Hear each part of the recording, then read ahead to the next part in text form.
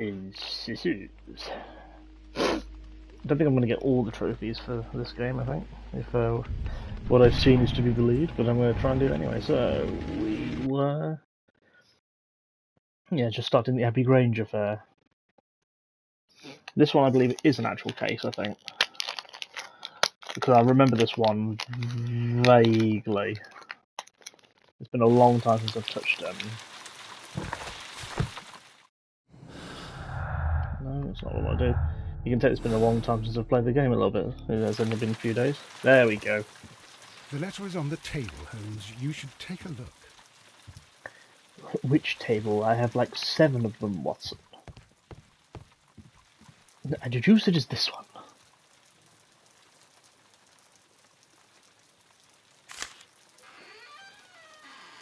A wax seal with the monogram E.B. Stands for E. Big Edgar Biggleswaite.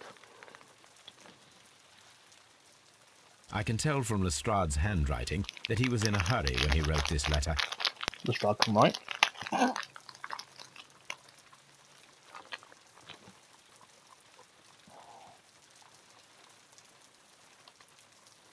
The Brackenstall family coat of arms. Oh. Dear Mr. Holmes, I shall be very glad of your immediate assistance in what promises to be a most remarkable case. It is something quite in your line. I don't know why I'm using Parker from Thunderbird's voice, but that's what we're going with. Except for releasing the lady, I will see that everything is kept exactly as I found it.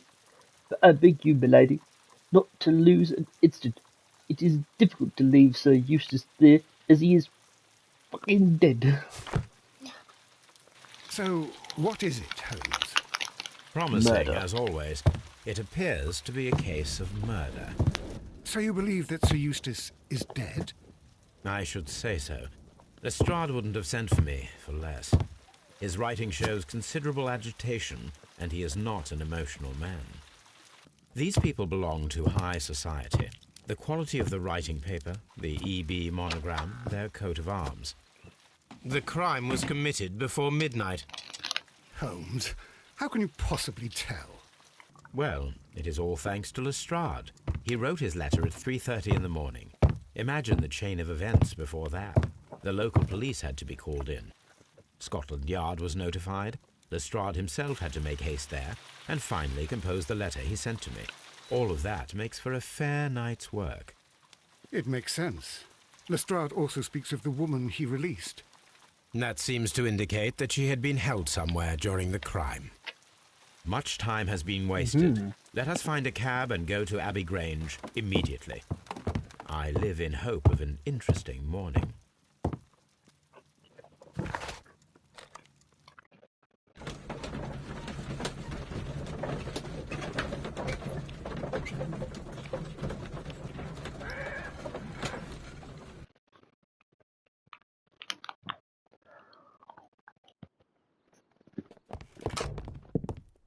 Ah, Mr. Holmes and Dr. Watson, here you are. I'm very glad that you have come, but perhaps I should not have troubled you after all. And why is that? Lady Brackenstall has come to her senses, and she has given so clear an account of the affair that there is not much left for us to do. You remember that Lewisham gang of burglars? What, the 3 Randalls? Exactly. The father, This is the 2 one where sons. It's their work. They stole a silver service, which is of great value. I think this Sir is the one Eustace where Brackenstall is dead, then? Yes. the wife's His head was knocked a in lover with his from own her. poker. I think she's A American. violent act of aggression. Yes. Her poor previous lady. boyfriend She has had a most dreadful experience. comes in, She was murders. assaulted and tied to a chair. But I think that you would best see her and hear her account of the facts. She's in the morning room with her maid, I'm trying to think if Teresa that's the one. Wright. Where is the body of the deceased? In the It's where the dining room. boyfriend murders her We haven't husband, touched anything. All right, I'm going to and examine she protects him by covering up and Very making it good, look like it Watson. was multiple people that killed him. I think.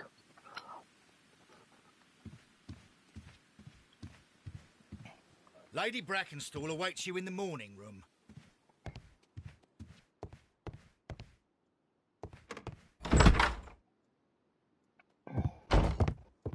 Ladies, Allow me to introduce myself. My name is Sherlock Holmes. I think she was abused I'm by her assisting husband. Inspector Lestrade in this investigation. Mr. Holmes, I am the wife of Sir Eustace Brackenstall. We were married only a year ago. I am sorry for your loss. Please accept Was my it this deepest one? condolences. I suppose that it is no use my attempting to conceal that our marriage has not been a happy one. I fear that all would tell you that, even if I were to attempt to deny it.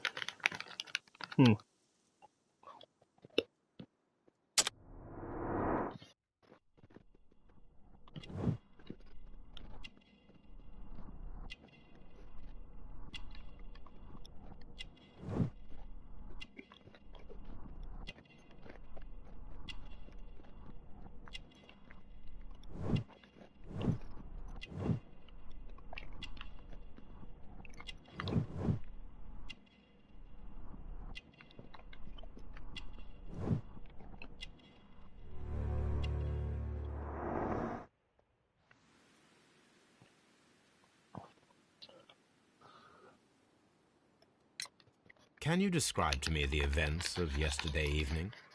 Is it really necessary? I have already told Inspector Lestrade all that happened. Yes, madam, it is.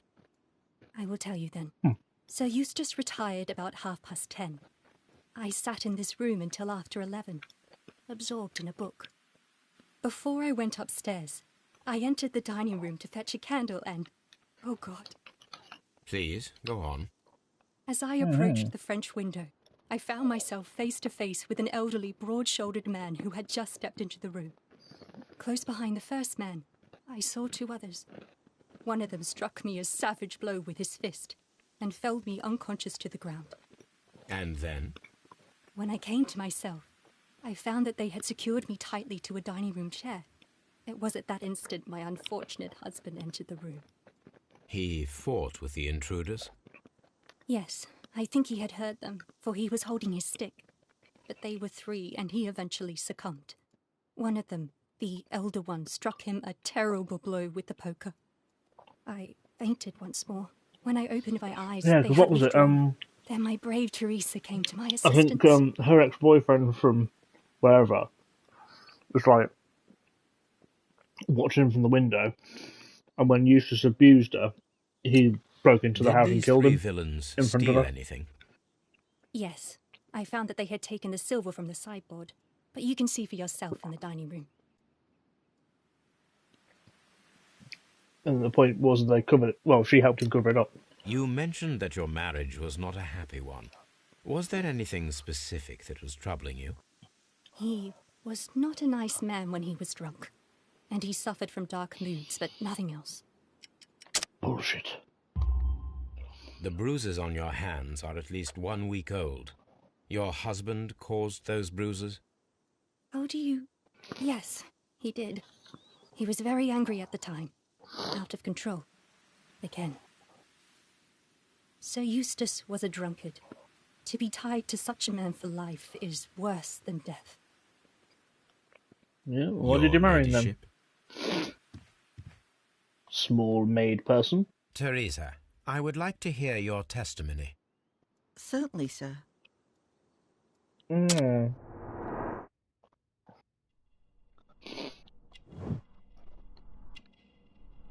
Sounds like you got something stuck in my butt.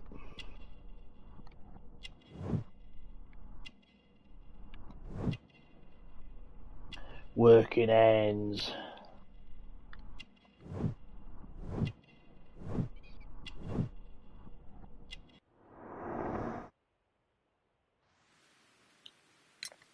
As I sat by my bedroom window, I saw three men in the moonlight down by the lodge gate. But I thought nothing of it at the time. Oh, if I'd known. And then? I went to bed, and it was more than an hour after that I heard my mistress scream. And down I ran, to find her tied to the chair and him on the floor with his head smashed. That's all I know. I didn't have lol when I saw his body. I mean, oh no, what a shame.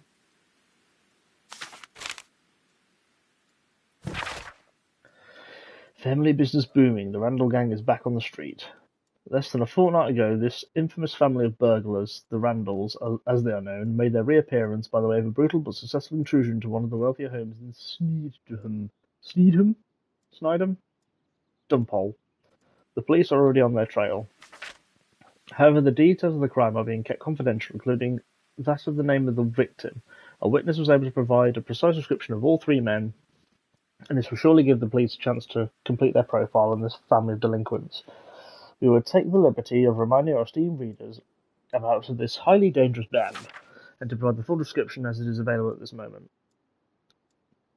The gang has been in business for some considerable time, being a family of three, a father and his two sons. The elder, Jack Randall, is a man in his 40s and already greyed hair, while of average height and build, being the mastermind behind the burglaries, he retains control over his sons, both of whom are close in age but very different in appearance. The first son, William Randall, is tall and broad-shouldered with a small, disproportionate head. The younger brother, Melvin Randall, is of somewhat weaker constitution and is as skinny as a rake. The gang is wanted not only for their frequent thefts and break-ins, but for the exemplary brutal pirate career they enjoyed before returning to England. Be alert on me, your valuables. Stay safe. The description of the Randall gang provided by Lady Brackenstall is identical to the one in the Times article. Yeah, almost too accurate.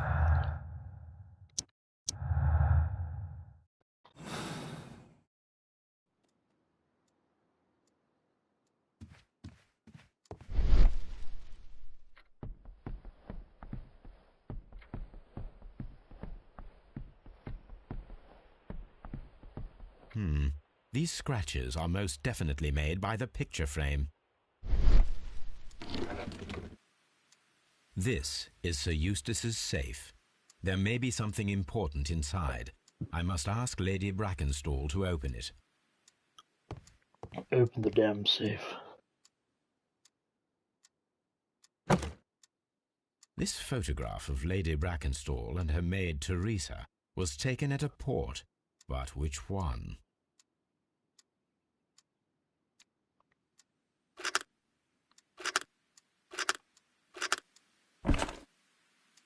So the lady and her maid came from Australia a year and a half ago on this ship. I'm just going to pinch that.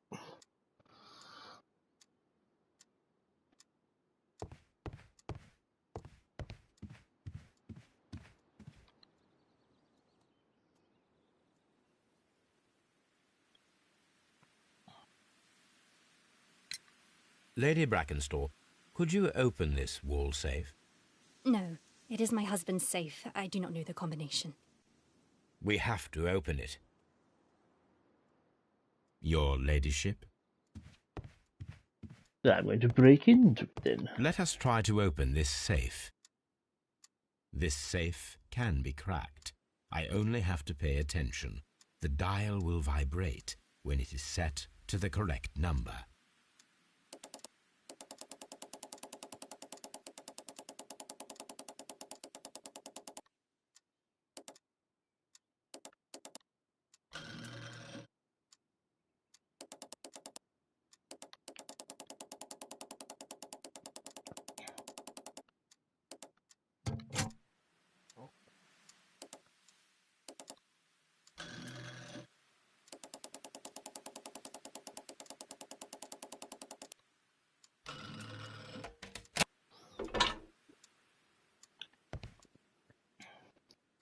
Yoink.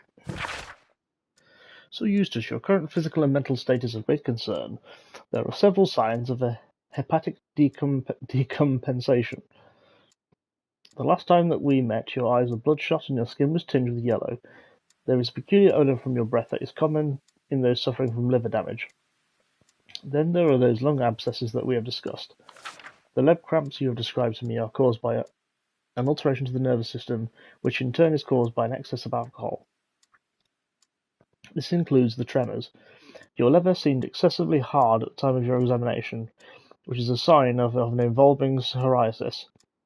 There were also signs of ascites, fluid in the peritoneal cavity, which are evident with your swollen stomach. The pain beneath your left rib indicates a pancreatic malady which may lead to fatal and fulfillment pancreatitis. Your condition may pose a risk to others. Your excessive alcohol consumption lowers your self-control and heightens your aggression. I am available to help you with this problem. There are a number of treatments options. It is common practice to keep one's valuables in a safe behind a painting. It should not really pose a challenge for a criminal. The criminal. Antique coins, possibly of value, but they're scattered without care.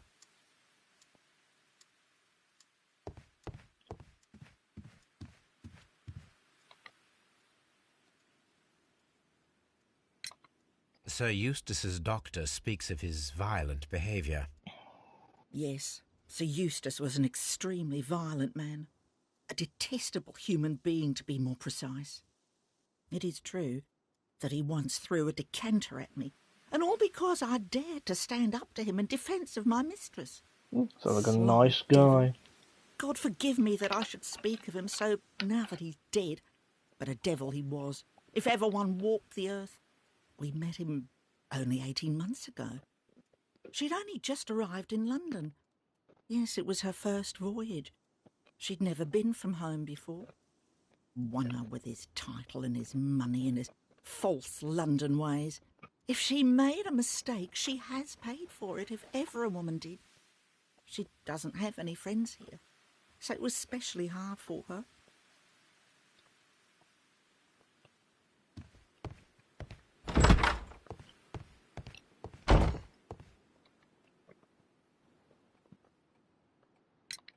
What do you know about Sir Eustace, Inspector? What was his reputation? A charming man when sober, but an absolute demon when he was drunk. In such moments he was apparently capable of anything. Why, once he splashed fuel on Lady Brackenstall's dog and set it alight. Another day he threw a decanter of wine at Miss Wright's head. The alcohol seemed to madden him. To the point that we were forced to intervene several times to avoid a scandal. No, you didn't think to just beat the shit out of him?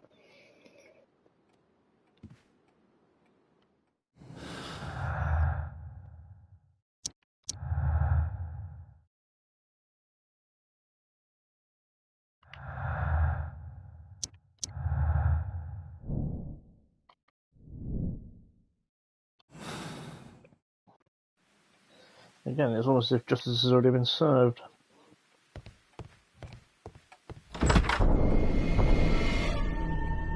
You should examine the body of Sir Eustace Brackenstall.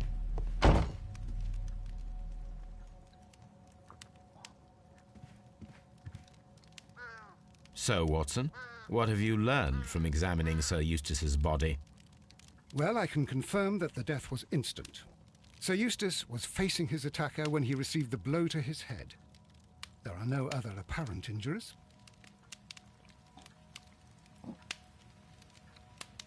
The head was cracked with the force of the blow. That must be the murder weapon. Barefoot, he had therefore been in bed and did not have time to fully dress. Quite a large stick, a formidable weapon.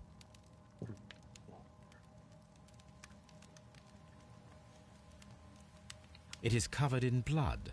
Sir Eustace might have struck his head upon it while falling from the blow. That is one possible explanation.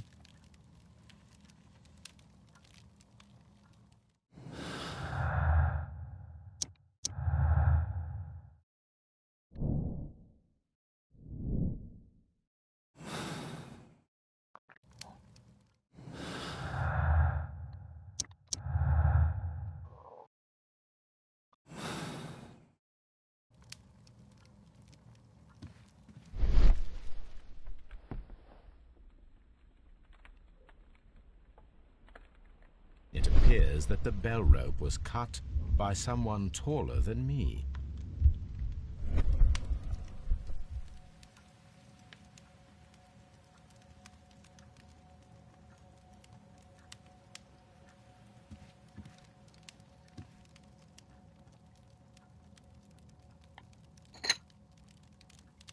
This glass has some wine traces, but no visible beeswing.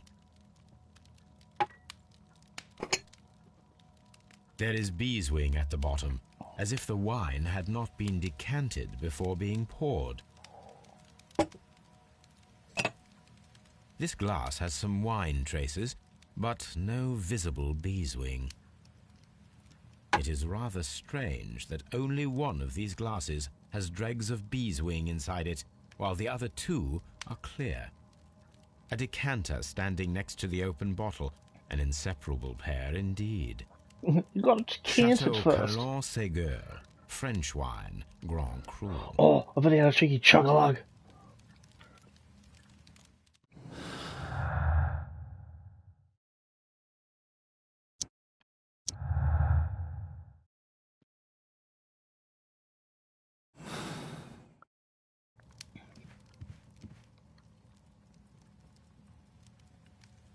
Sailor's knots.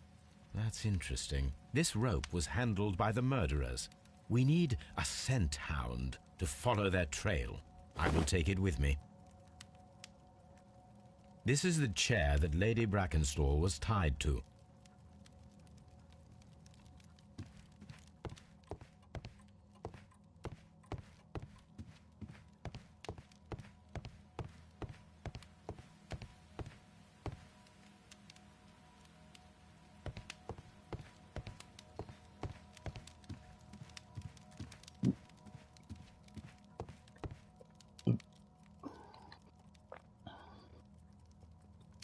This candlestick is valuable. It is interesting that it was not also stolen. These wine bottles are expensive and mostly from France.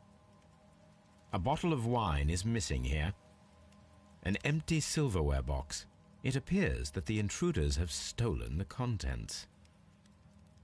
The criminals did not thoroughly ransack the house. They only took a little silverware.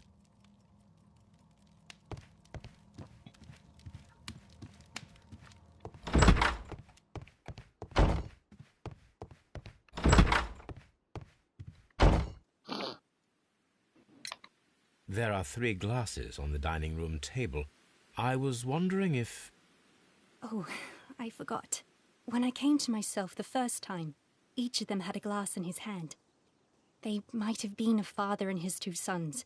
They talked together in whispers, and then they left. Your ladyship?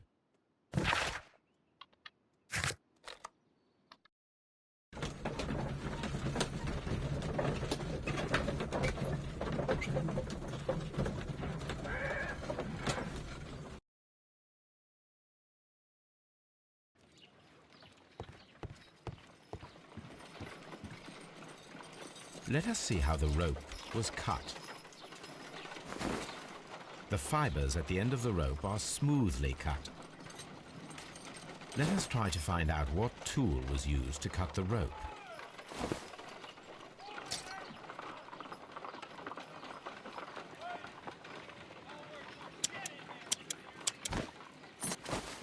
The fibers from this cut appear to be different.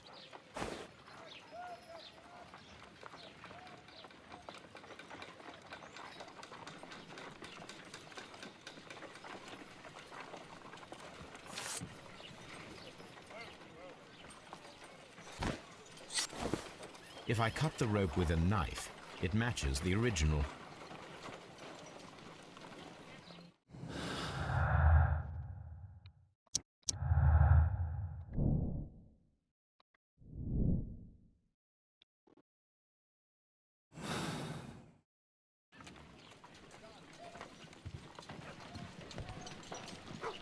Come on, Toby.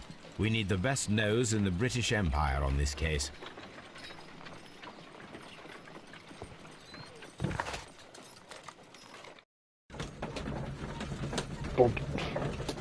Oh, the dog.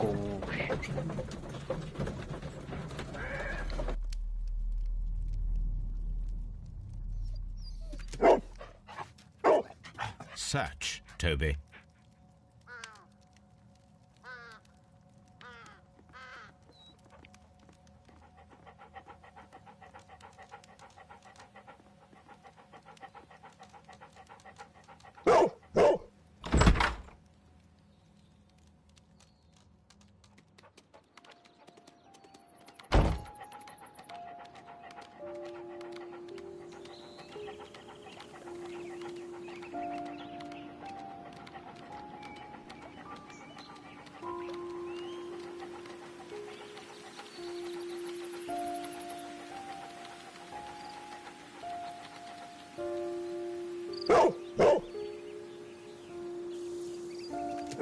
The intruders entered the shed for some reason when they were making off with the silverware.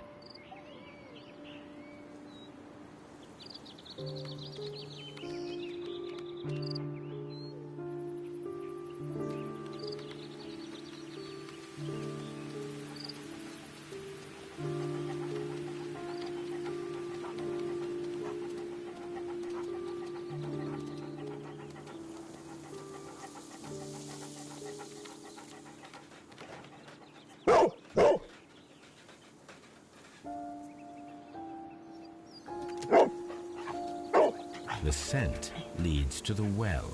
I should check it.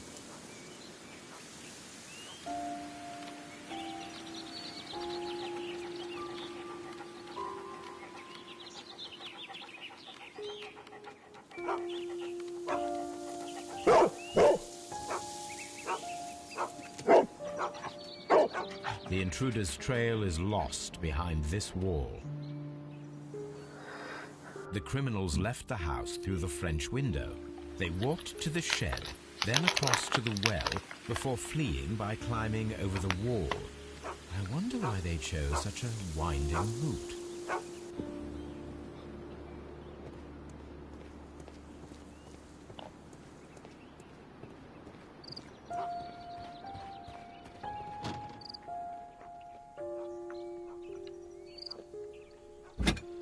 This hook might be useful.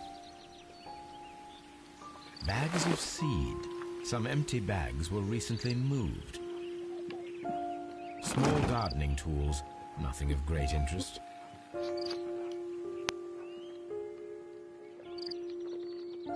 This old suitcase sounds hollow. It must be empty.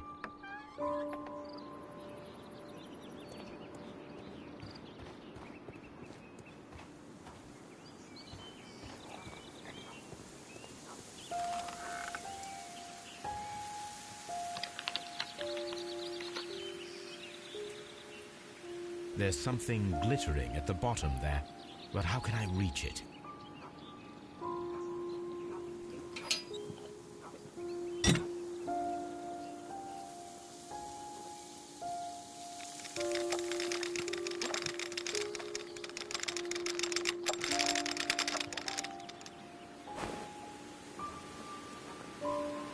Silverware. This is hardly a coincidence. The Brackenstall coat of arms. It appears that we have found the stolen silverware.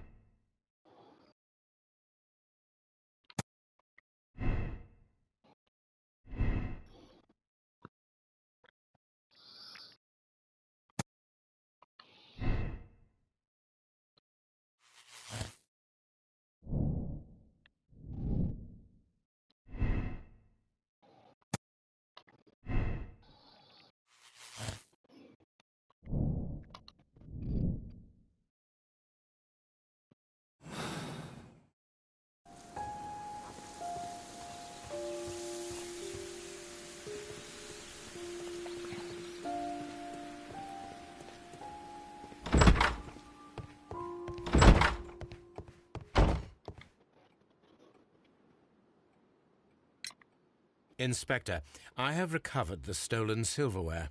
You are a wizard, Mr. Holmes. And where is it? In the garden well. Excuse me? Unique, isn't it? Rather absurd. What is the point of stealing silverware and then throwing it down into a well? Perhaps it was used as a temporary hiding place, or simply the thieves wanted to get rid of it. It is up to us to solve this mystery.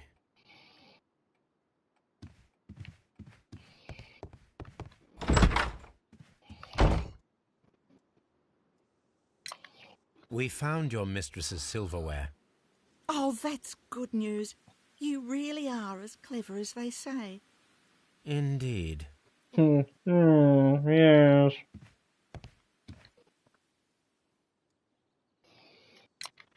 We found your silverware, Lady Brackenstall. It had not been taken very far. Is that true? I am very thankful to you, Mr. Holmes. Your ladyship?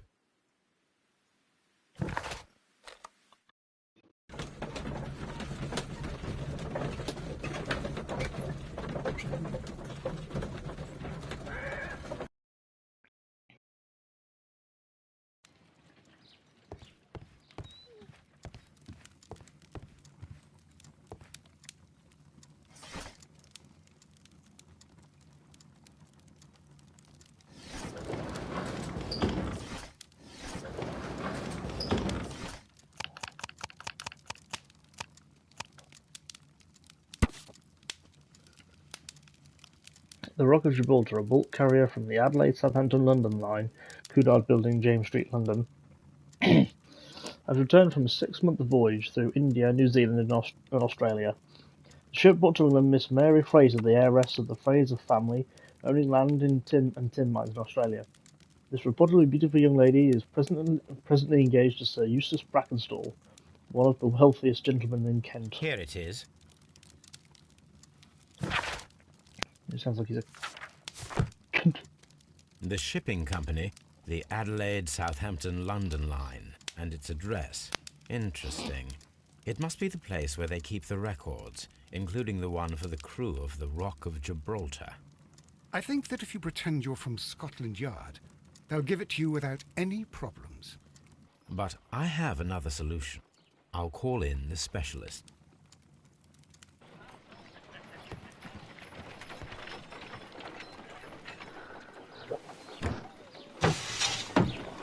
Wiggins, could you come upstairs, please?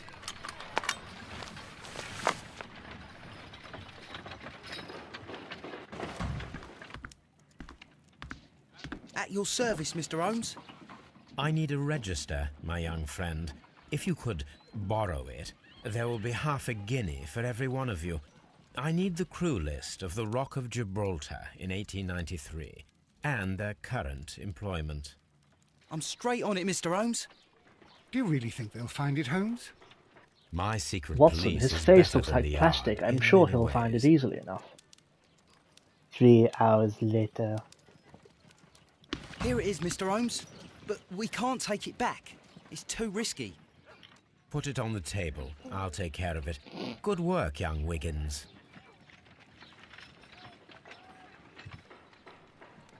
This list shows the senior officers of the Rock of Gibraltar, on which Lady Brackenstall and her maid made their voyage. Lady Brackenstall does not know anyone in England. This must mean that someone on this list is our mysterious visitor. And these are the lists of the senior officers of the Adelaide, Southampton, London line ships. Let us find out who was in London upon November the 7th.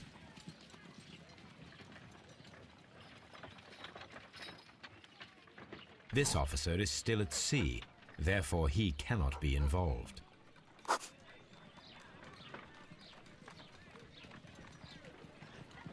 This officer is still at sea, therefore he cannot be involved.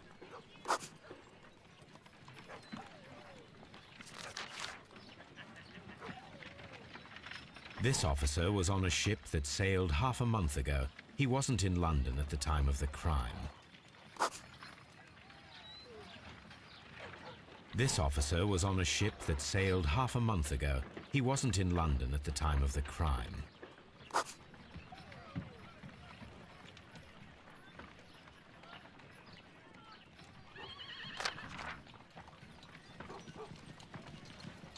Mr. Jack Crocker was in London upon the date of the crime, and he is due to depart in 2 days.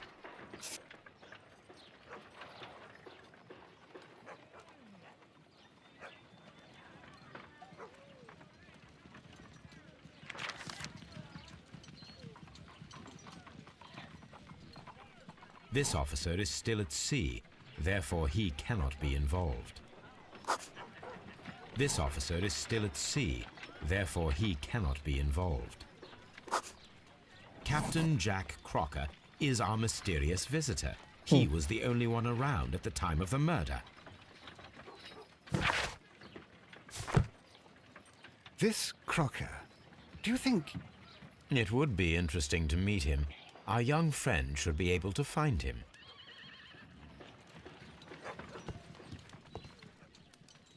Wiggins, could you find a way to bring this Captain Crocker here to us? Here? Holmes, that could be dangerous. No problem, Mr. Holmes. Don't be such a puss, Watson.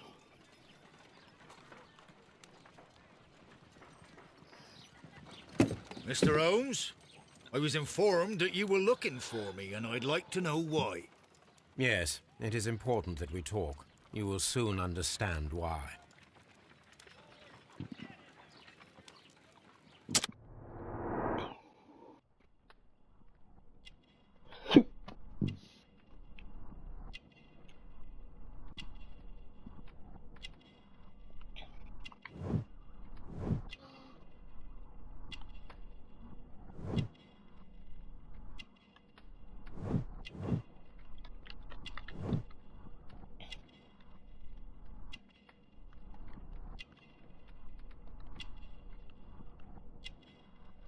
Bulge.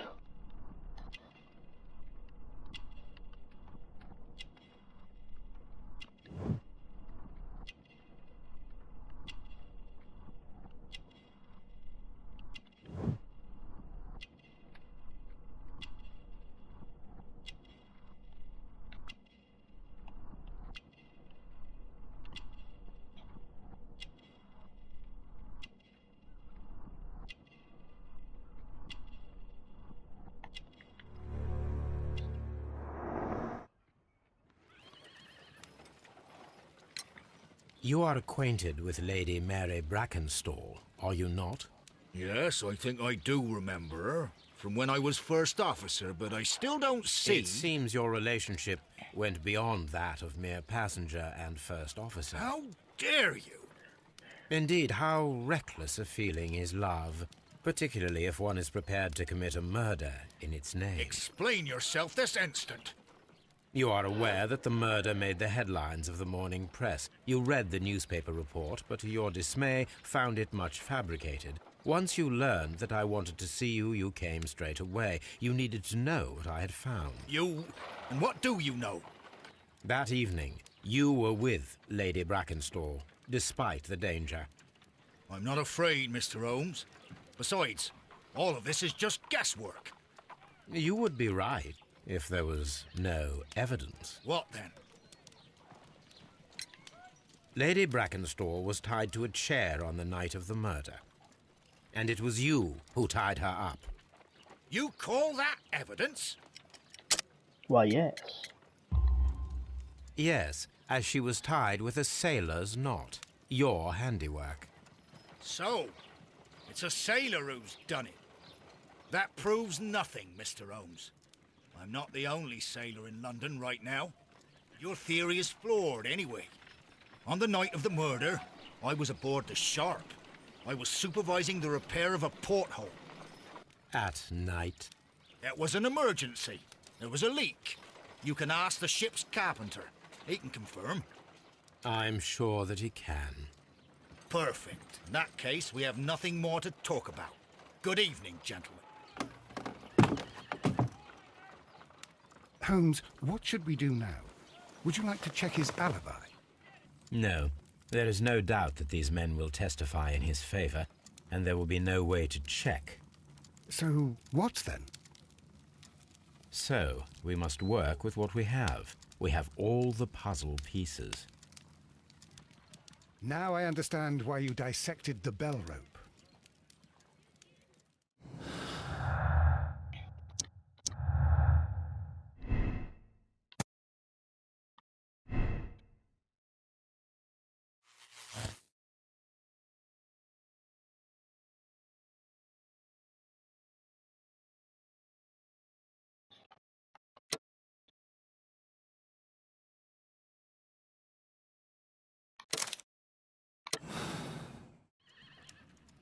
Wiggins, could you ask Mr. Crocker to come here again, please? Right away.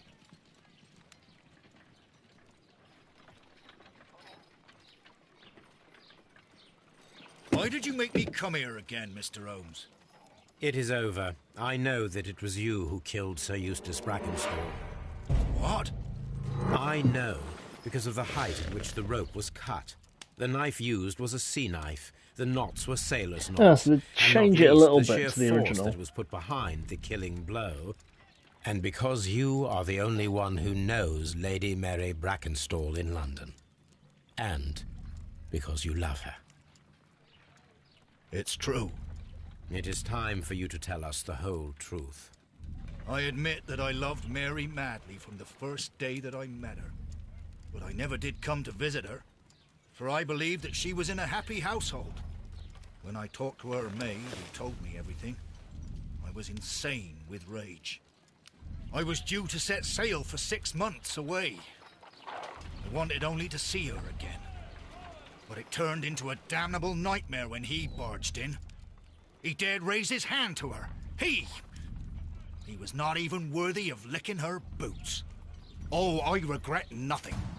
I admit I killed the monster out of love for her. She will forgive me if she is able. Lady Brackenstall already forgave you. She said nothing. Mary. If anything, she tried to cover But up that for you. makes her an accomplice as well as her maid. It places her in danger yet again. Mr. Holmes. You would not have managed to protect her. Till I die, do you hear me? Here is a letter that sets everything clear. And it is the one that should be disclosed to the police. I am the only culprit. Mary had nothing to do with it. Now it is time to end this.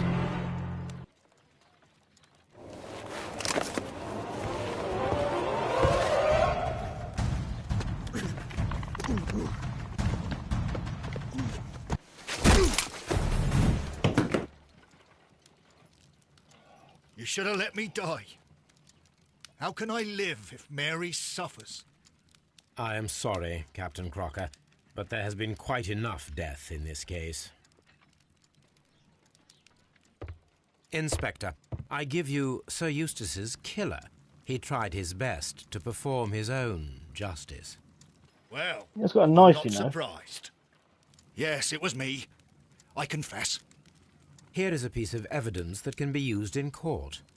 Perfect. A case that went smoothly for once.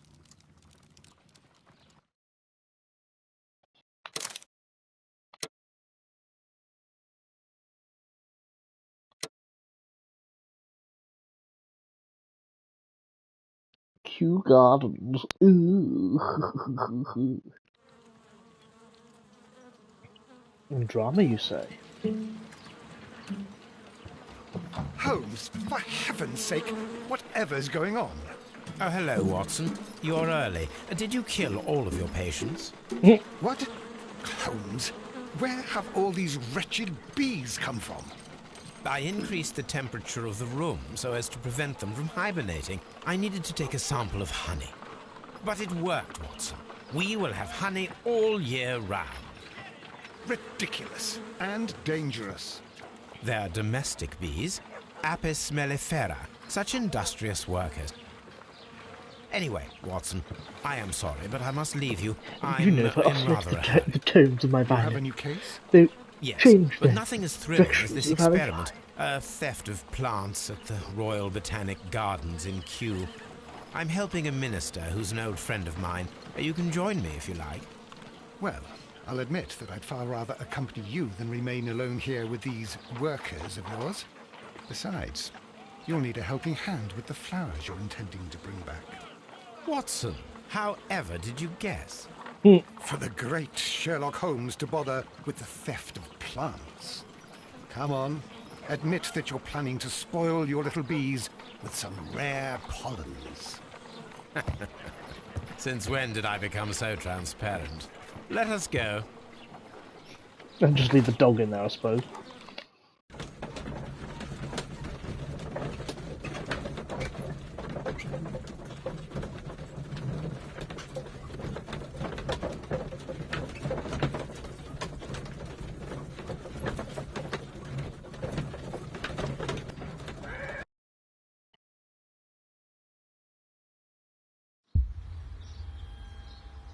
Well, Holmes, here we are at the Royal Botanic Gardens. There's no doubt that this place is beautiful. But are you really intent on investigating the theft of the plants? Yes, of course.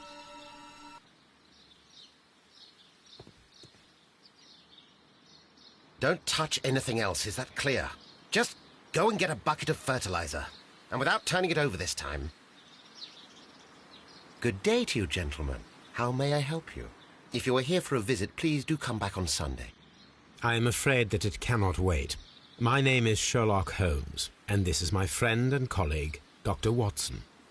We are investigating the theft of plants that took place here 5 days ago. A remarkable collection, I believe. So you're the one in charge, eh? A small favour for a friend. Now, to whom do I have the pleasure of speaking? I am Martin Hamish. I am the Deputy Director of Kew Gardens. And that fellow yonder is Albert. He works here. I am delighted to meet you. What can you tell us about the plants? They were rare and exceptional plants. We presented them at our last exhibition.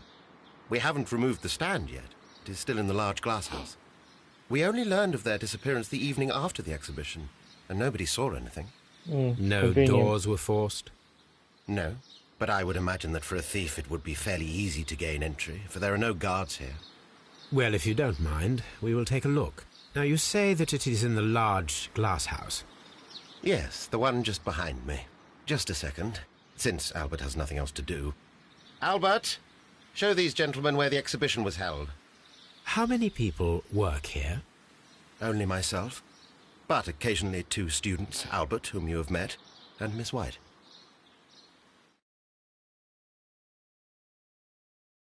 Here it is. This is the place where the stolen plants were exhibited. Thank you. Is there something the matter? Yes, there is. All right, the plants were valuable and rare, but it seems to me that the tragedy that took place here only 2 days ago has been entirely forgotten already. What tragedy are you referring to?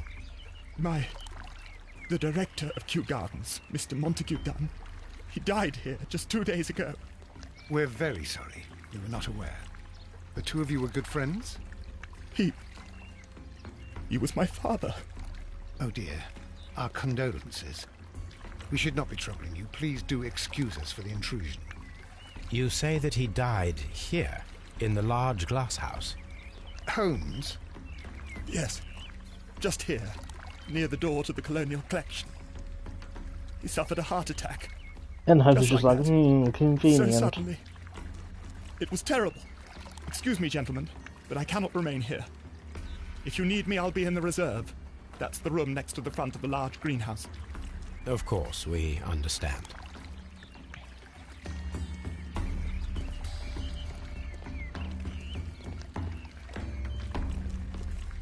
According to Albert, this is where his father, Montague Dunn, was found dead.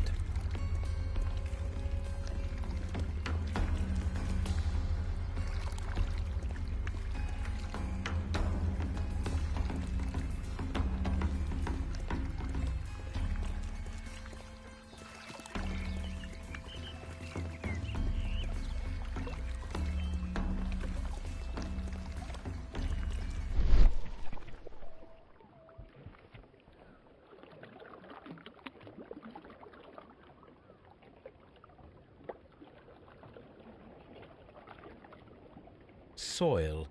It should have come from a flower pot. The soil on the side of this flower shelf is the same as that on the ground. Fragments of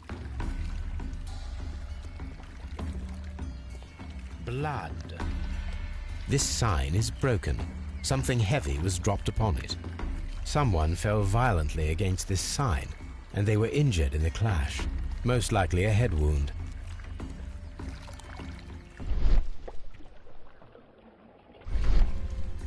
The traces are thinner in some places. These boot marks are fresh. It appears as though someone was dragging their feet. The footprints reveal that someone staggered here.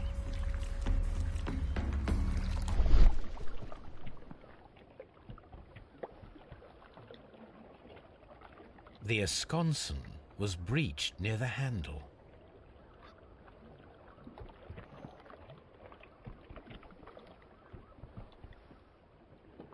This pot was broken fairly recently. A flower pot recently fell down from these shelves and was misplaced. The door was smashed at shoulder height. This door handle is new. It was recently changed. The door was forced from the inside of the Colonial Collection Room. The handle was changed afterwards. I think we need to inspect the Colonial Collection. All the clues around here are quite suspicious. I need my imagination to make sense of it all.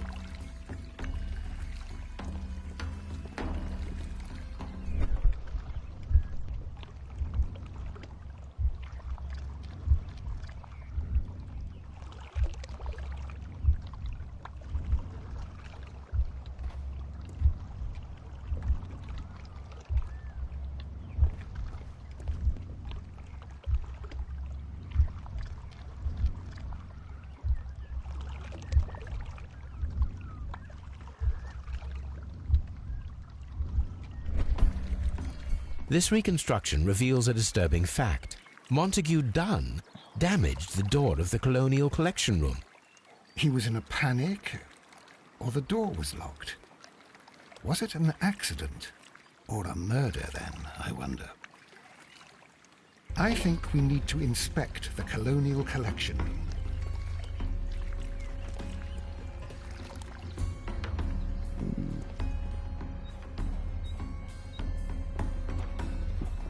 These plants come from all the territories of the British Empire.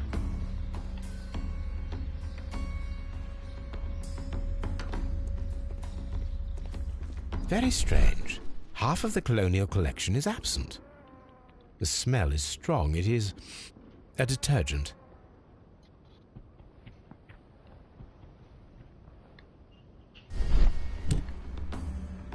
This broken fragment was the result of a heavy blow. A fragment of marble, most likely chipped from a statue or sculpture. These windows were perfectly cleaned. Part of this greenhouse was emptied and thoroughly cleaned.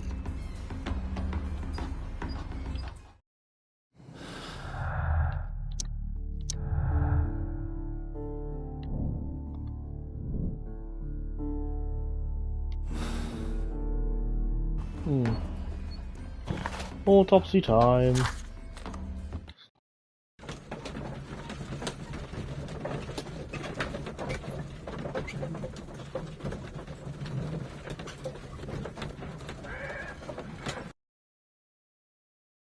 I asked Inspector Lestrade to take Montague Dunn's body to Scotland Yard. It's ready for autopsy then.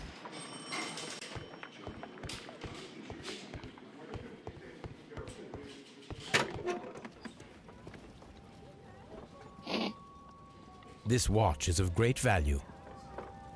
A beautiful feather pen of a good make. A membership card for the London Crest Club.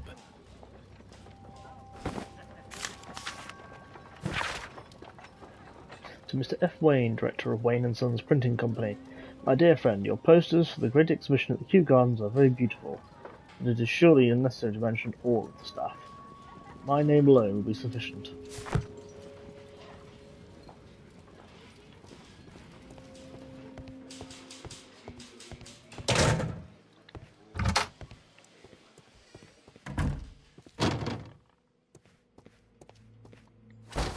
First of all, let us carry out an external examination.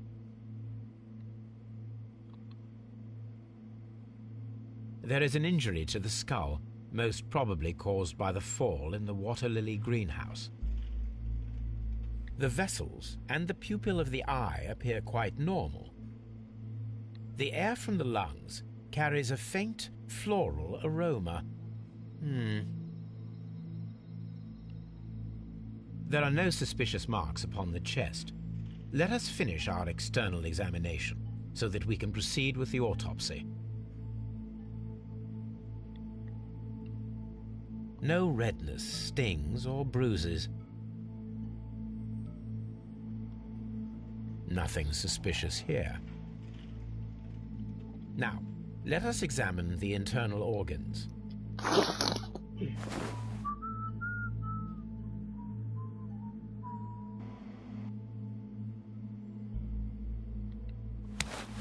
Lovely. The heart's blood vessels show no pathological signs.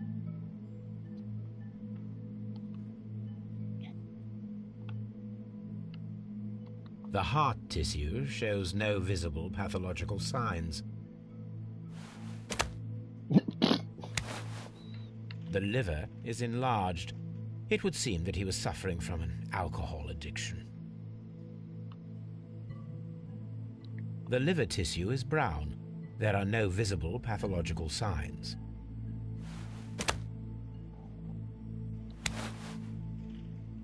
The stomach tissues show no visible pathological signs. There is a small amount of content. It appears that he breakfasted lightly, only a short while before his death.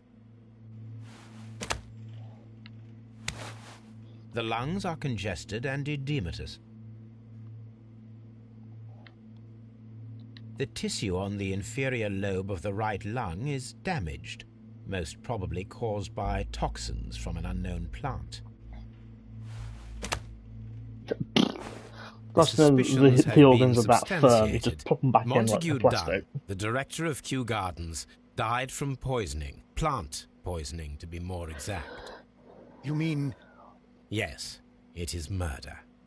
We should inform Lestrade. Yes, but do remember, Watson, that I discovered the murder. The challenge is mine. The challenge, Holmes? We need to locate that deadly plant. Such a perfect murder appeals to me. Murder of any kind appeals to you. Is that all we need to do? No. We also have the people working at Kew Gardens. Martin Hamish and the son of the victim, Albert Dunn. And also Miss White, of whom we spoke with Mr. Hamish. Should we bring them all here for interrogation? No. A few innocuous questions at Kew will suffice, as well as a discreet delve into their personal affairs. Yes, Watson, it is time now to open the doors. Even those in the staff building? I suppose that is necessary. We should also be concerned with the victim himself. After all, we don't know very much about Montague Dunn. You're enjoying this already, aren't you? More than a little.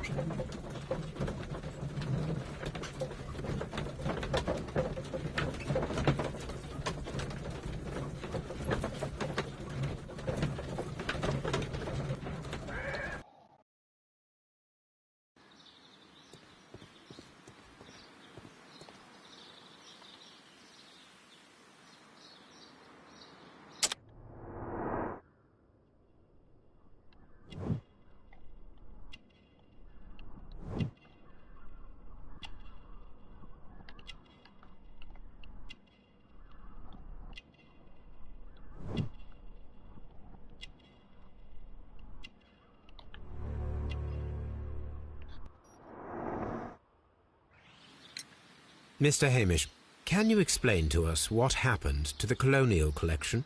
It seems somewhat depleted. But, most likely maintenance work, tidying up. You're not sure, then? But you're the deputy director. Well, I am busy. I cannot be everywhere at once. How convenient for you. Albert told us about the tragic death of Mr. Dunn, the late director of Kew Gardens. Tragic indeed. His heart attack was quite unexpected.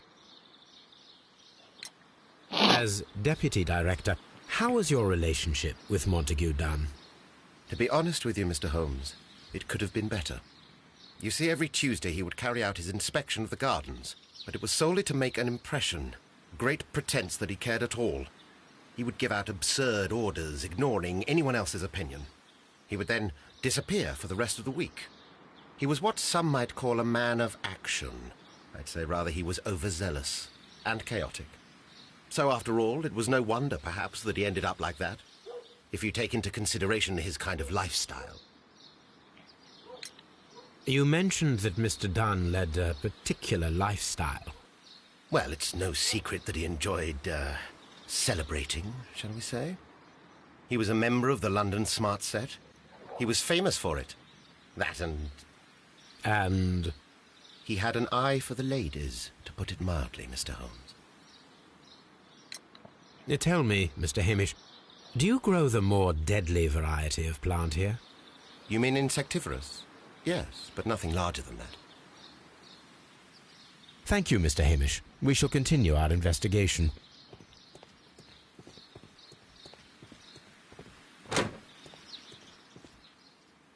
Can I help you, gentlemen?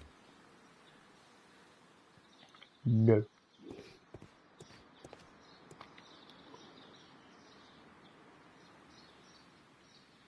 A task list for Albert, compiled by Martin Hamish. Sweep out the palm house, scrub the toilets, clean the storage shed tools.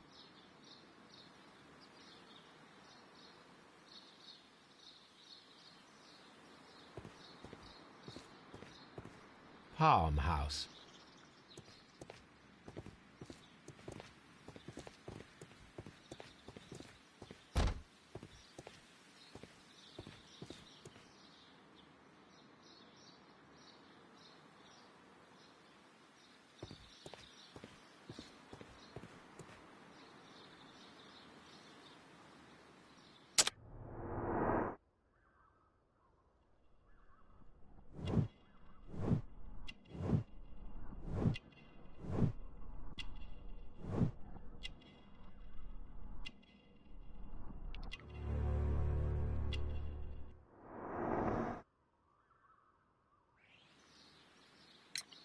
Who is Miss Margaret White? Ah, she is the young lady who studies with me. She visits here sometimes to help out with the greenhouses. In fact, she should be here today. She wanted to work at the seed house. That's the small greenhouse across from the large glass house. Do you work here? Yes, but part-time only, for I'm also studying botany at the University of London. You're following in your father's footsteps, then. That is commendable. Well, even if botany is not my strongest suit, there are people who say that I could be a good manager. We noticed that a part of the colonial collection has been cleared. Ah, at the moment I'm just dealing with the storage room. I don't know much about the other rooms.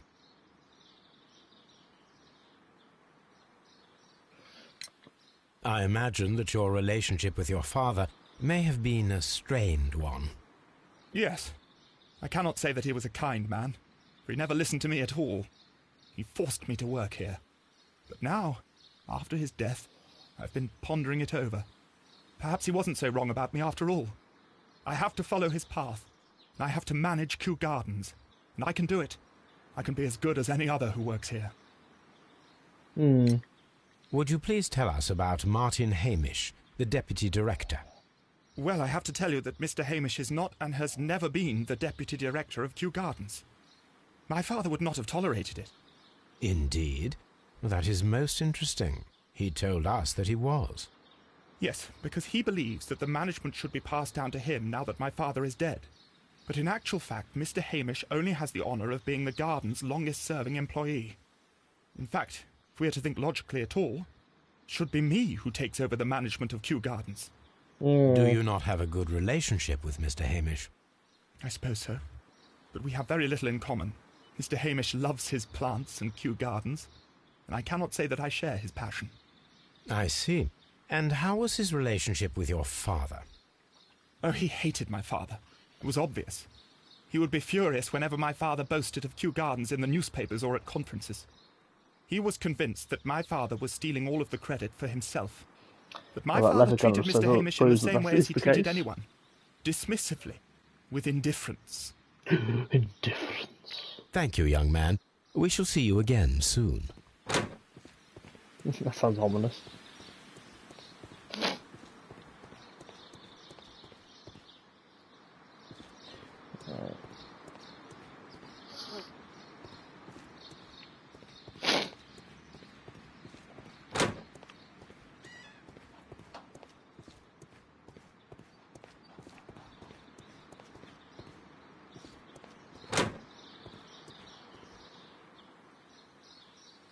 Look, Holmes, this charming lady must be Miss White. She's entering the seed house.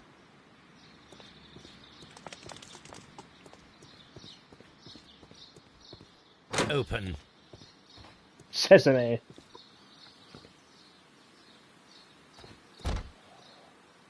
Good day to you, miss. You have some very beautiful plants here. Oh dear, Watson, Why, you're such thank a you, sucker. sir. And good day to you too. But Oh, I do beg your pardon. My name is Dr. John Watson. This is my good friend, Mr. Sherlock Holmes. Still don't know if he's married I am yet. honoured to make your acquaintance, gentlemen. My name is Margaret White. Excuse me, but are you Sherlock Holmes, the great detective? Yes, I am he. What a pleasure to see you here at Kew Gardens. Are you working on a case?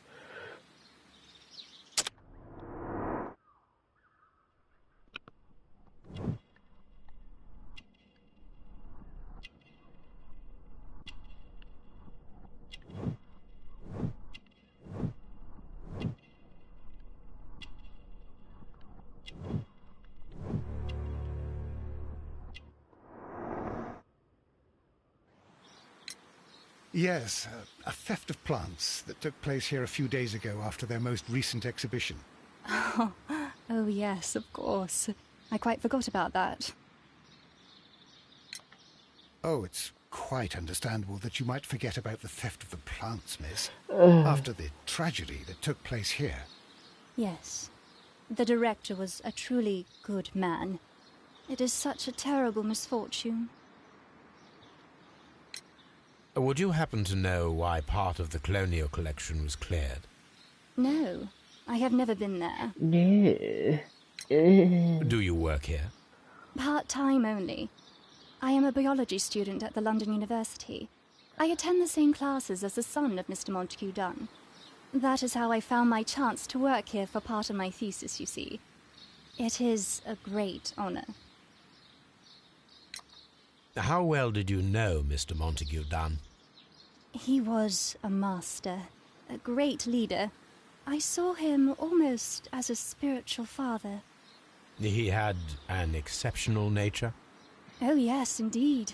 He was always so active and so optimistic and very nice to me. Gee, I wonder Although why. he could behave harshly towards his son.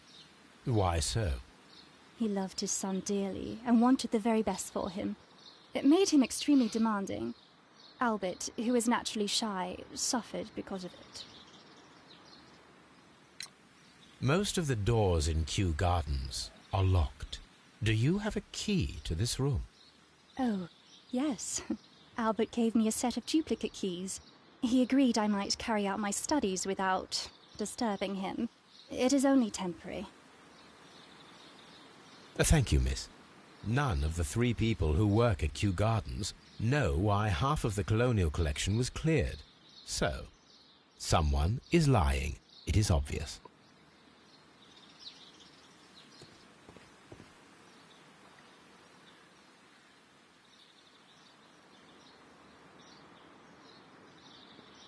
A book about ships. Nothing at all to do with plants. These leather gloves are new and of good quality. They do not appear to have been used.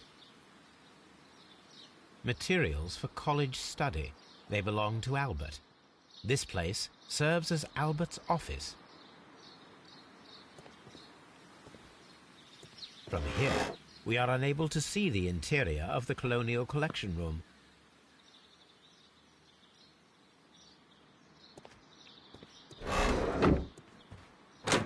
There is a smell of burning.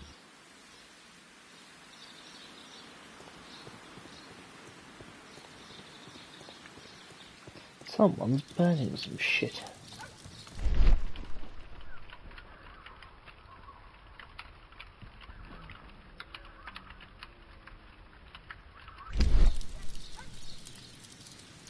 The symbol is not from Kew Gardens.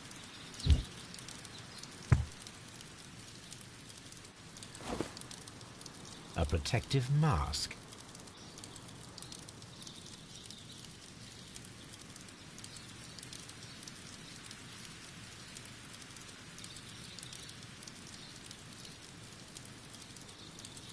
someone set it alight, but it did not burn.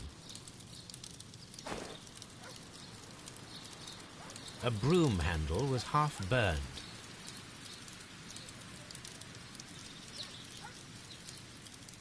The door handle to the Colonial Collection and that of the fireplace are made of the same material.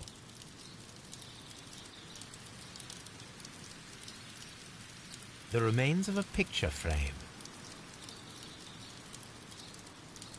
The plants were set alight fairly recently. Some have not completely burned.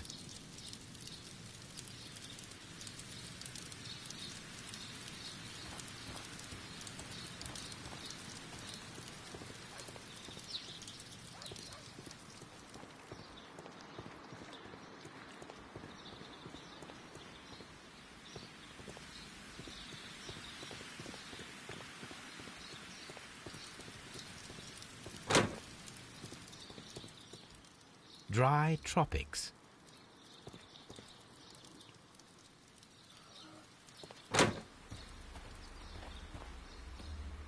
These flower pots are beautiful.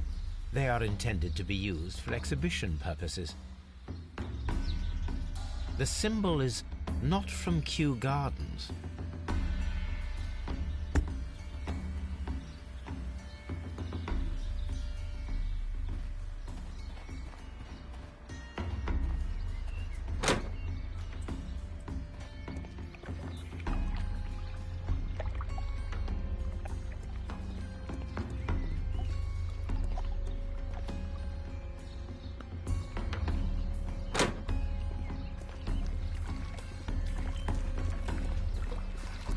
The plants were here. All of them were stolen. Do not touch.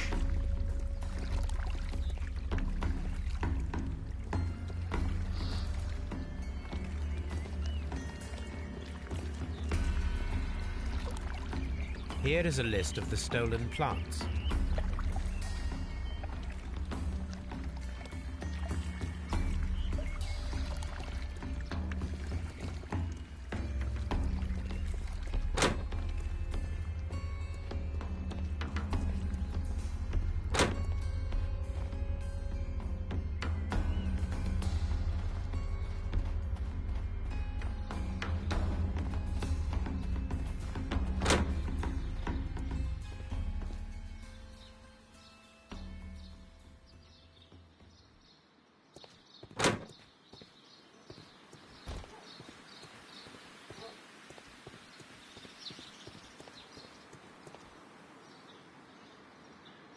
Colonial Collection.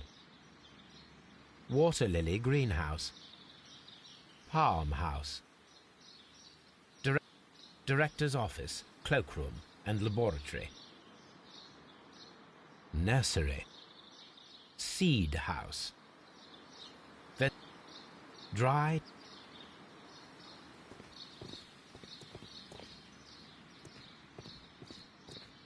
Locked.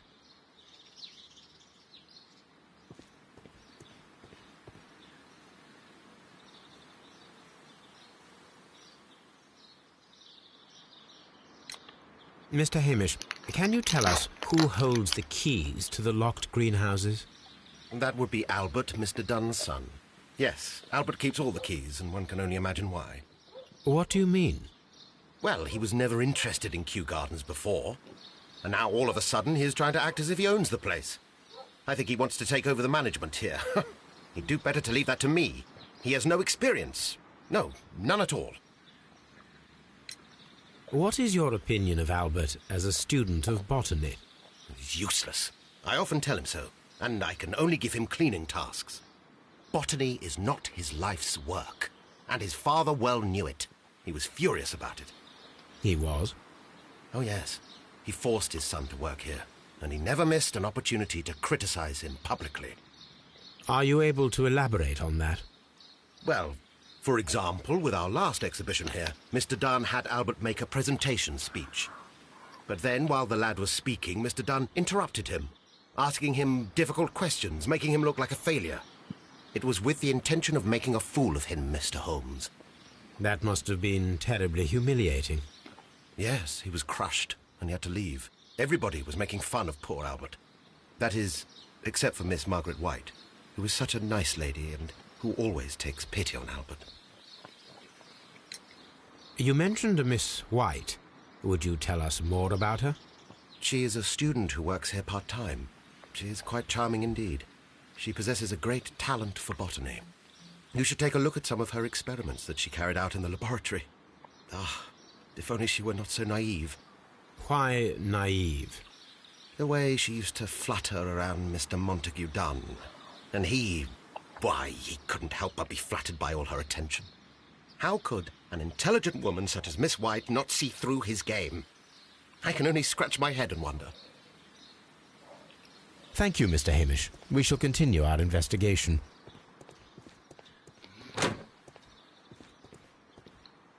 Oi, Danny.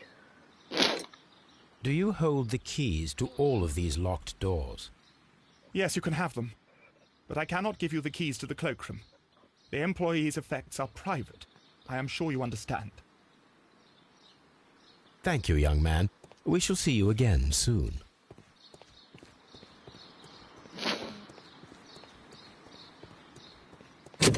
Locked.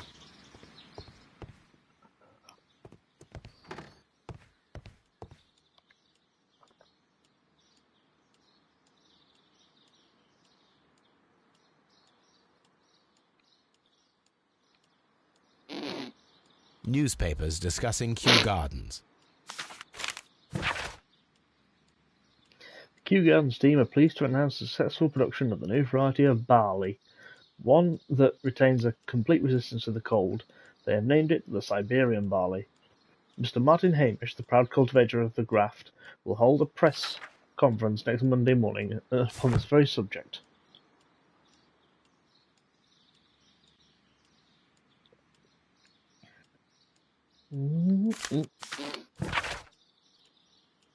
My dearest Margaret, following our last conversation, I believe it might be better if you vacate your position here at Kew Gardens. As you pointed out quite bluntly, you are no longer in need of my support. You are quite able to stand up for yourself in this world, as you say. But I give you back your freedom and wish you nothing but good luck. Sounds like she wouldn't suck his dick.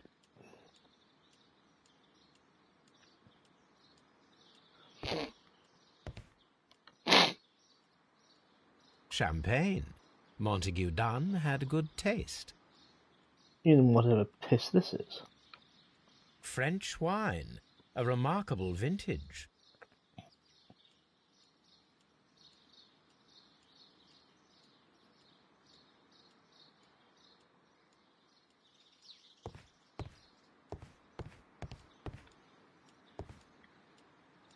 A photograph of Montague Dunn and Reynold Hamish.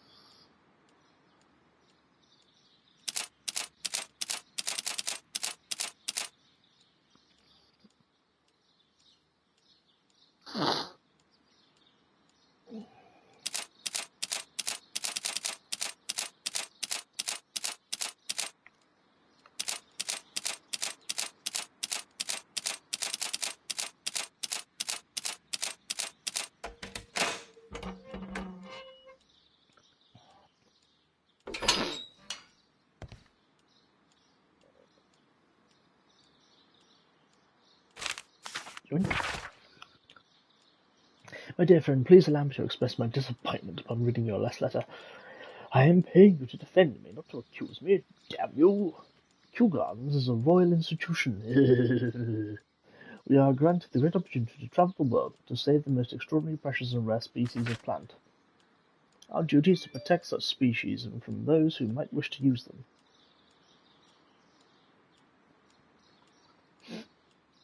The divine syndicate of whom you speak have no right to hold such precious plants. Remember the case of June 14th, 1889? So I must respectfully ask you once again to notarize the permission on these plants on behalf of Kew Gardens. The documents were sent to you on Monday. P.S. See you in Boodles on Tuesday as always.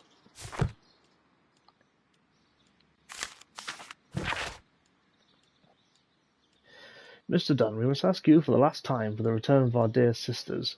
You do not have any right to hold them imprisoned. They do not belong to you. Your so-called permissions are wholly false. You are hiding behind lies. The lie, we need not elaborate, that was reported in the press in the case of June 14, 1889. What you have done is quite abhorrent. Be very sure that we shall never abandon our family members. We trusted you and regret having done so. The Divine Syndicate. I suggest that we don't tell Miss Margaret White about this document. Debt of Miss Margaret White to Montague Dunn. Rent of a suite of rooms at Oxford Street. Educational scholarship in London University. Credits opened at Hamilton, Radigan House Tailors, and at Bairns and Luxury Jewellers. Oh dear.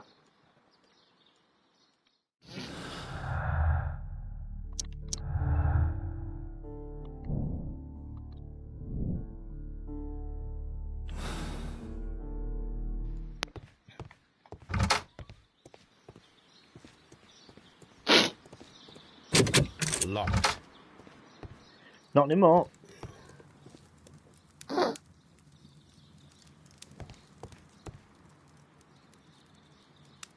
Such masks are generally worn when dealing with toxic chemicals. Gloves, waterproof aprons, everything one might need for self-protection. Do they grow dangerous plants here? It appears as though the protective equipment is missing from here.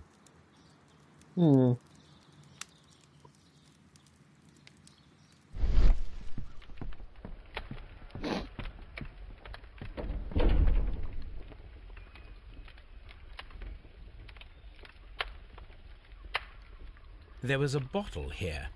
It left behind a trace of the substance that pervaded the laboratory. Gold dust? Good heavens. What's it doing here? The gold is almost immune to chemical attacks, so it may be a valuable auxiliary for various experiments.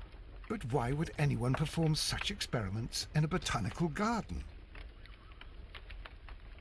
Several drops of the substance were spilled.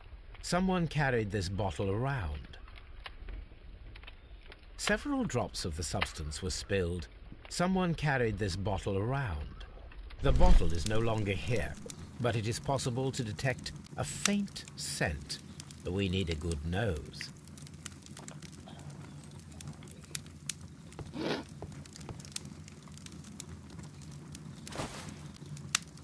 A botany book. This student's book belongs to Albert.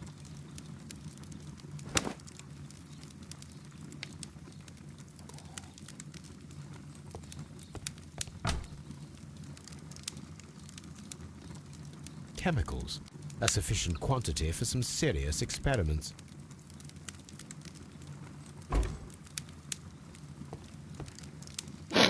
A phonograph used for voice recording. Remarkable. Yes, this is quite a modern laboratory.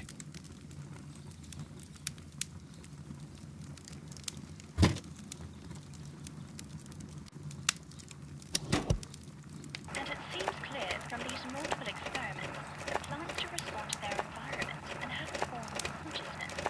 Margaret White, February 1895. Report number 245. Study report. Martin Hamish's perception of plants. The notion of communication in the plant world has long been considered marginal, yet I remain convinced that some plants do indeed transmit chemical signals in the event of attack. A study report by Martin Hamish.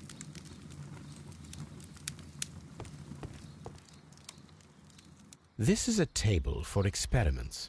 It resembles my own. Only this one is kept in good order, Holmes.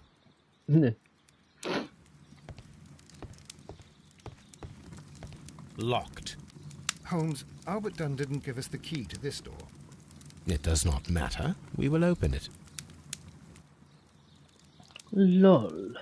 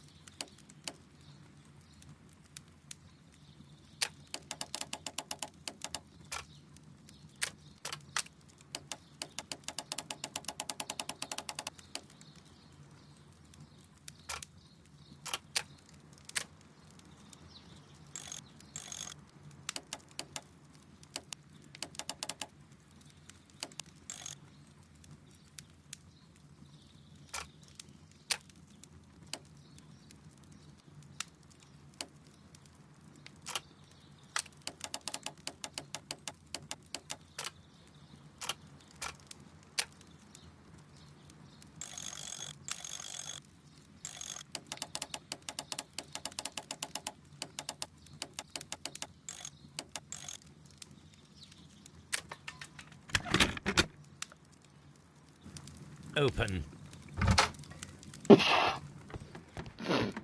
Open.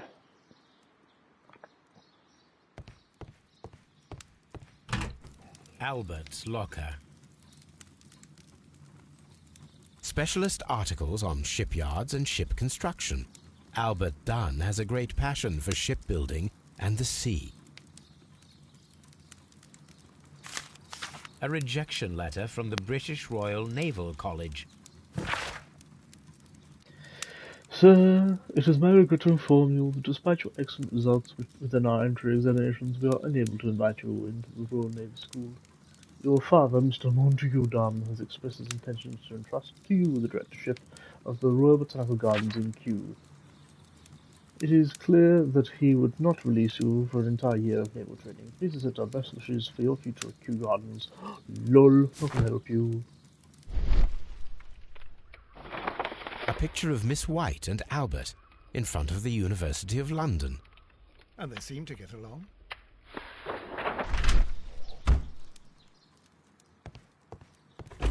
Martin Hamish's locker. A review on rare and exotic plants. Martin Hamish has written several pieces. Martin Hamish studied chemistry. Interesting.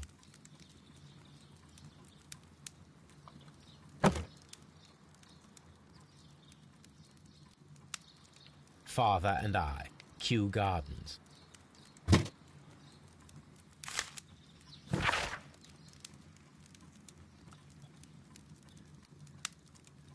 Mr. General Secretary, recent events unfolding at Kew Gardens oblige me to renew my application for the management position. As I have stated already in my previous letters, I believe that no one is better suited for the post. While Montague Dunn was alive, I understood your reservation to my suggestion. Your reasons were political, and so I was happy to comply. But now the Kew Gardens lie in disorder. How can I stand by and allow it? How can I leave them in the hands of inexperienced people with no motivation? I must urge you to cast your decision as a matter of urgency, so that I may devote myself entirely to the noble task ahead, and to free my mind from this uncertainty. Well, lol. Miss White's locker.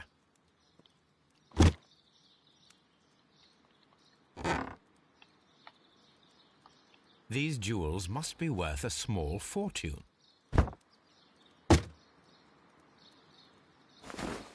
A vanity purse. It is of high quality. I'm just going to go rifling through it. Margaret, we were surprised to receive your letter. How could you think to ask of us for money? After all these years that have passed since you left and without any thought of us, you have never shared with us any detail of your success at the university, but you choose to do so now. We suppose you must be ashamed of us, for we are not from the same high class as your new friends. Yes, we are modest people, but you should learn to put your family first, as we at home have always done, and none of us ever compromise their reputation. As it appears you have already with your employer, Mr. Dunn. No, Margaret, it is you who makes us feel ashamed. Oof. Apparently, Miss White is a capable student. A draft of the letter that Miss White sent to her parents.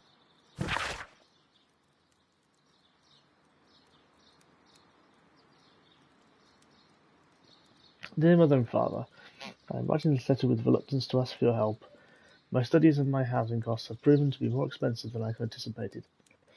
I fear, therefore, that I may not be able to manage in the long term. I know that we have had our disagreements in the past, but would you be so heartless as to allow your daughter to fail her studies due to lack of money? What else is there? Oh, that one there. Dear Margaret, I know how your financial troubles are overwhelming you at the present time. Please let me reassure you that I could not permit you to remain in such a dilemma. I was born of a wealthy family. I would consider it an honour if you would accept my help. Albert.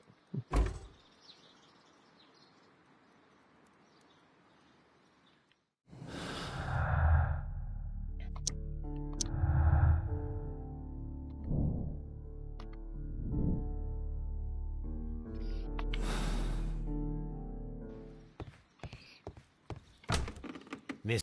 No, again, there again.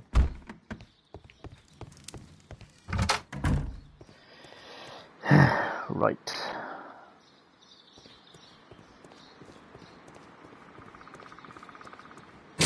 Locked.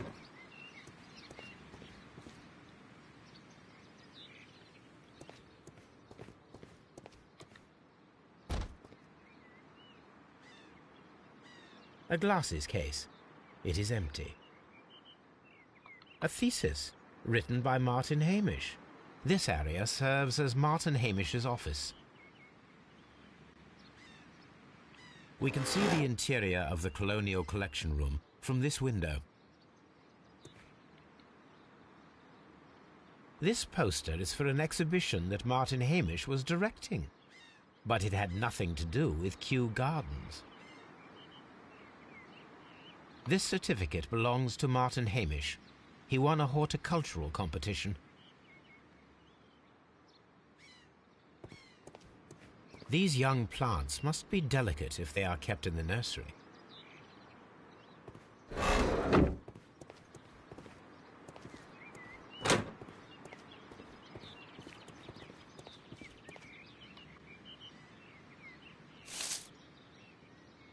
It is a bust of Montague Dunn.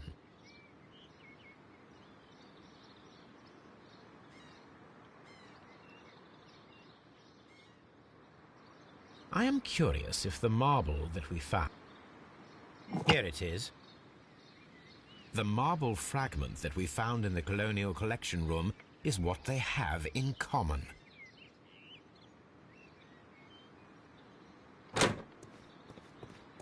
The seeds of plant species are stored here.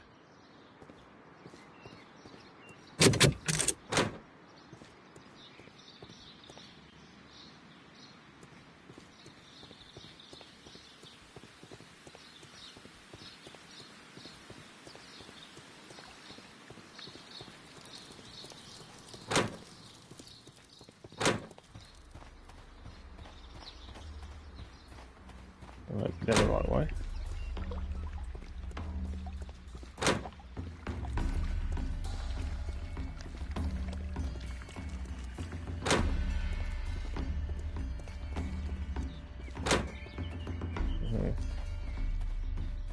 There's Albert.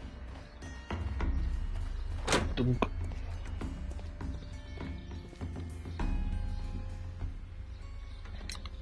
I perceive that you are passionate about the Royal Navy. Passionate? No, not really. I like ships, that is all. Are you quite sure? You do not seem to be so interested in plants. It's difficult, that's all. My future is here. It has never been about anything else.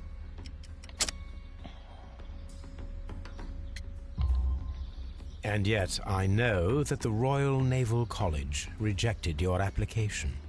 Ah, you truly are as clever as they say. Yes, that's correct. And in fact, my father was strongly against the idea. He did his best to ruin my plans, although I almost did succeed. But my dreams were shattered, Mr. Holmes. Thank you, young man. We shall see you again soon.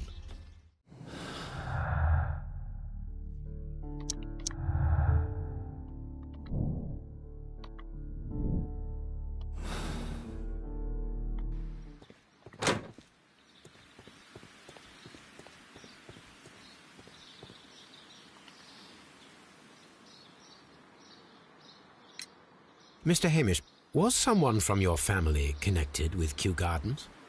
Family? No. I'm the only one with a passion for botany. It's lair, man.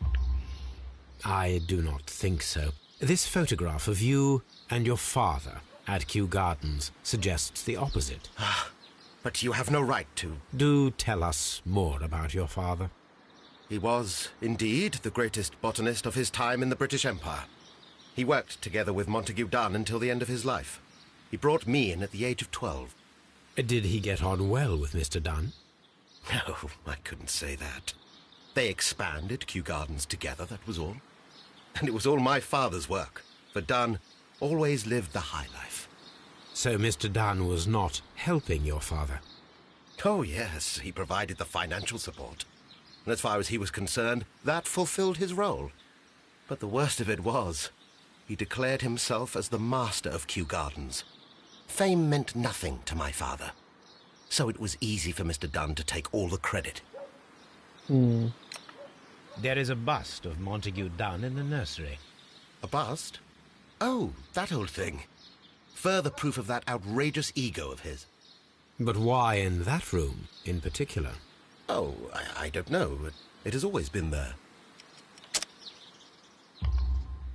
It is strange, because I recovered a fragment of the bust inside the Colonial Collection Room.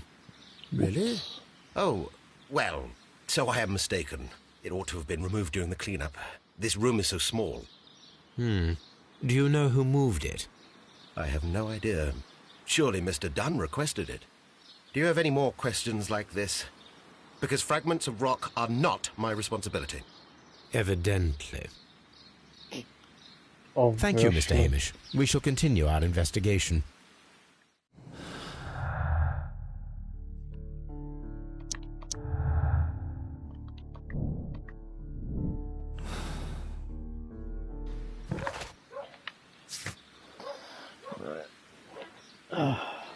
Just take a quick break and I shall be back momentarily.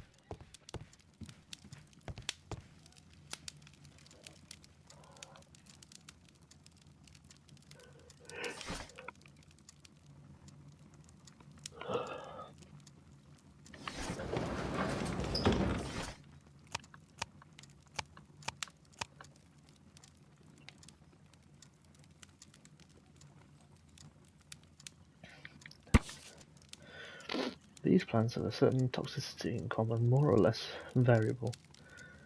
Diana carnivorous. I'm going to pronounce any of these. Only the first three can be dangerous to humans, strictly Florum diabolica, but only under very specific conditions. The plant should react to a process of aggression against which it will issue deadly spores. Here it is.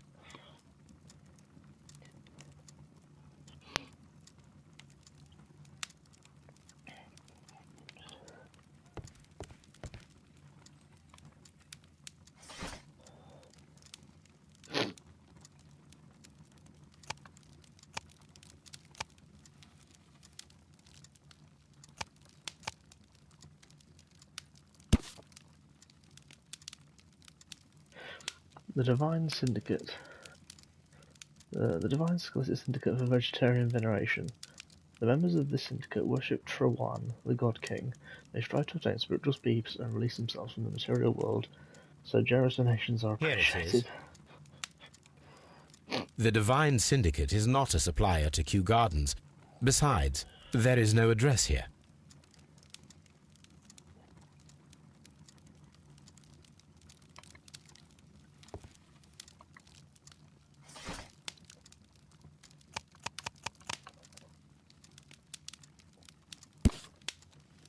Seymour's Garden, garden equipment and supplies. We are a premium supplier for all your landscape gardening and timber requirements. Full range supply and delivery of sand, soils, mulches, pots, and anything else you may need. 3 Blunton Road, Here London. it is.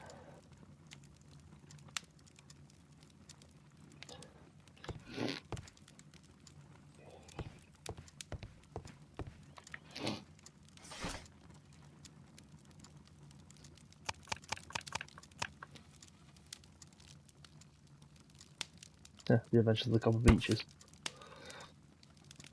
The Divine Syndicate Club, followers of the God King Trawan, situated on 48 Grosvenor Street, Charlton Road.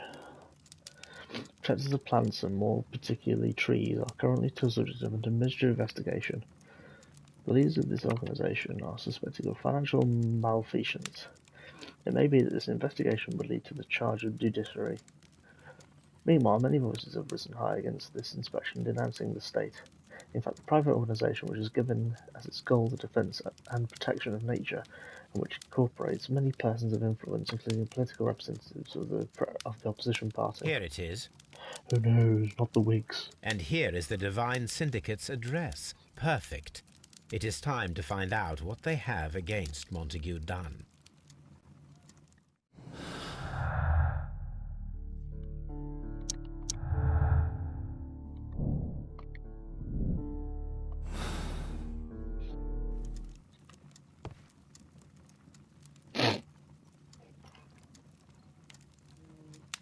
Right, where's Toby? Come on, Toby. We have some work for you to do. Let us go to Kew Gardens.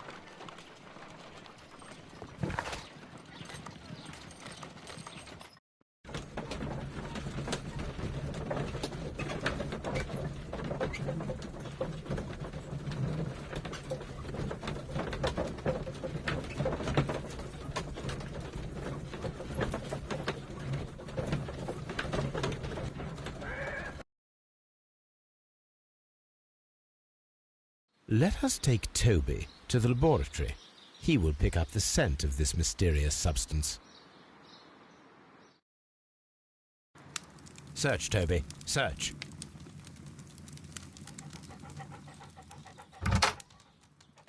The dog just opened the door himself.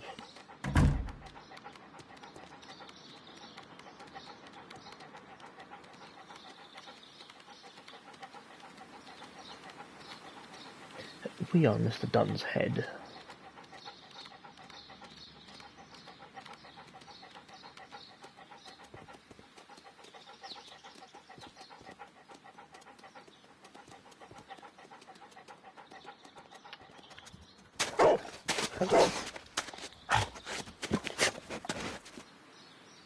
Congratulations, Toby. Now let us see what you have found.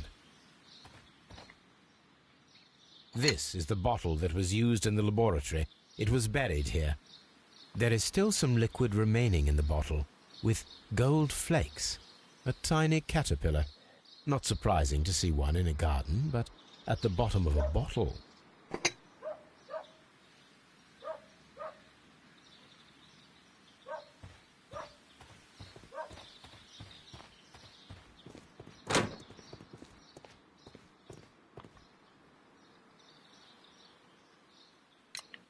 Tell me, have you ever heard of the Divine Syndicate? No, I cannot say that I have. Thank you, young man. We shall see you again soon.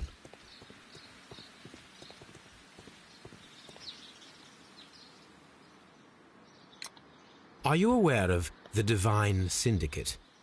The Divine what? Is this a joke? No, I am quite serious. What a ridiculous name. Anyway, I have never heard of this syndicate. Thank you, Mr. Hamish. We shall continue our investigation.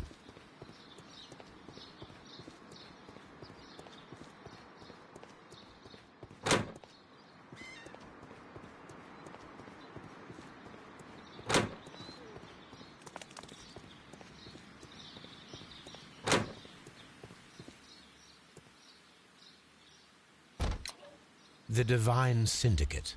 Does that name mean anything to you, by any chance? Not at all. But it is a very pretty name. Thank you, miss.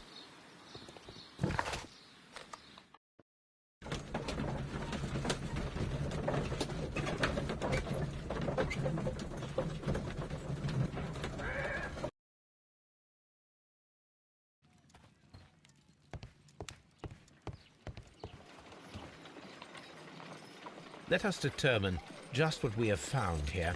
Let us pour liquid from the bottle into a test tube to perform an analysis. This is the bottle that we found hidden at Kew Gardens. Let us use a pipette to take a sample of the liquid and fill a test tube.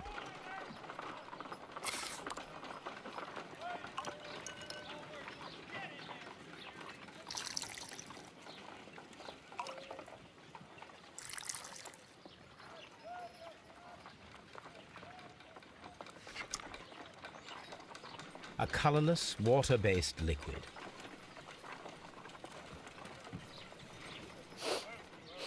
Quite a strong floral aroma.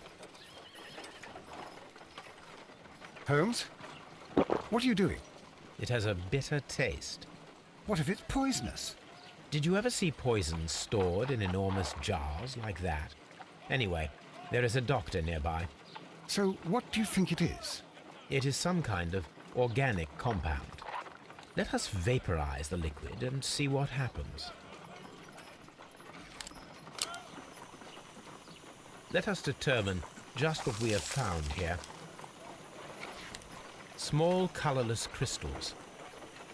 Colorless, tiny crystals that are soluble in water with a floral smell and a bitter taste. Watson, could you pass me that small bottle, please? Of course. Here you are. Holmes, do you know what it is? Wagner's reagent. There was a label on the bottle that you passed to me. No, Holmes, I meant the bottle that we found. Let me add the reagent and see if there is any sediment, and then I shall tell you.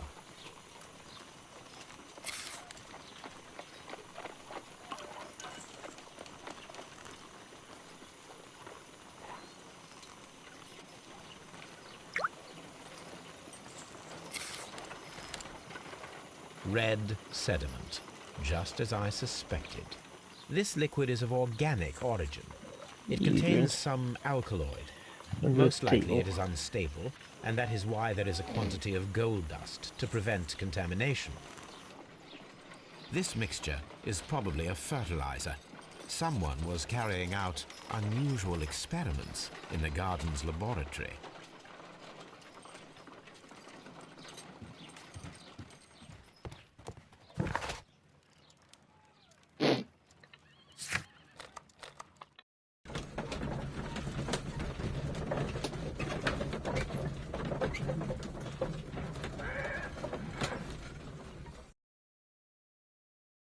This place is beautiful, Holmes.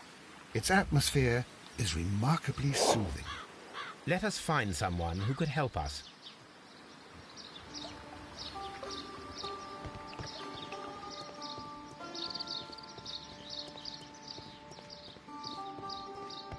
locked.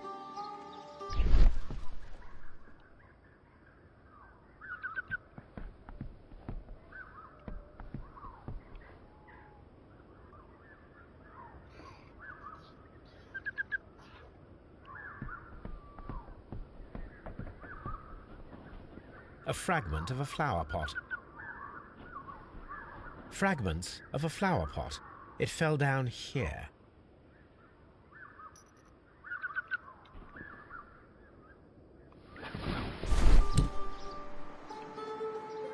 The Kew Gardens symbol.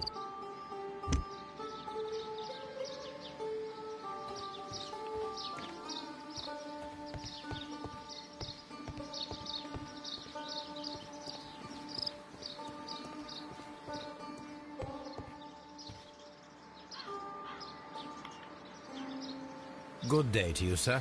My name is Sherlock... I am exalting the sap. A while can you wait? From the trace of elements and moreover from the quality of the ambient geotropism it depends. Therefore, please, mind my gravitropism. Its balance, do not disturb. Disturbed is most definitely the word. There. Completed is the symbiosis. Welcomed you are. To introduce myself, I shall. I am the Green Grand Mystic. The Green Grand Mystic himself. This is me. Who am I speaking to? We are two gentlemen who are extremely interested in the vegetation philosophy that is advocated by this establishment. Listening to you, I am.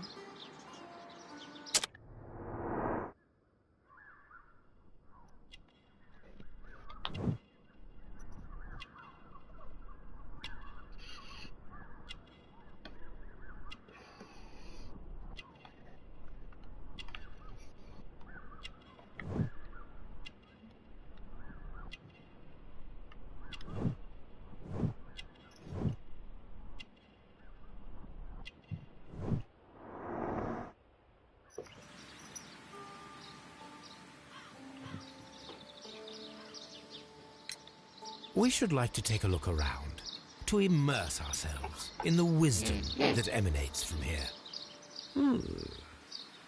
It is a school of anastomosis, the divine scholastic syndicate for vegetation veneration and meditation. You may say, the divine syndicate, glory to the eukaryotic. Only true devotees, those whose hearts are ready to spermatophize in sharing of knowledge, are permitted to physically enter our vegetable kingdom and its wisdom. The vegetable kingdom. You must earn it. Yes.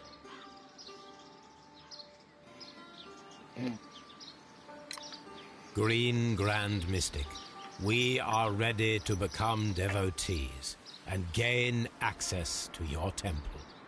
What is the name of our Lord, our God King? Our God King's name is Treewan, Green Grand Mystic. Oh, la. Good, good. I like you. Here is the holy key to the wisdom place. Holy donation can you make whenever you so wish. Thank you so much. I pray you to taste our fertilizer substance. From the burdens of life it helps to free. But of course. Raw sap, it is called.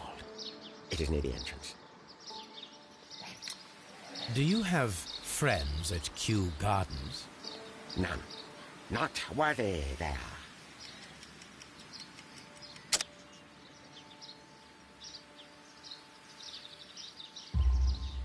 Nevertheless, we have seen Kew Gardens flower pots in your yard. How could they happen to be there? What? Our sacred place you permitted yourself to search? Sacrilege. No, really now. There was a theft of plants at Kew Gardens a matter of days ago, and we believe the pots we found here may be connected with it. Please tell us, were you involved? No.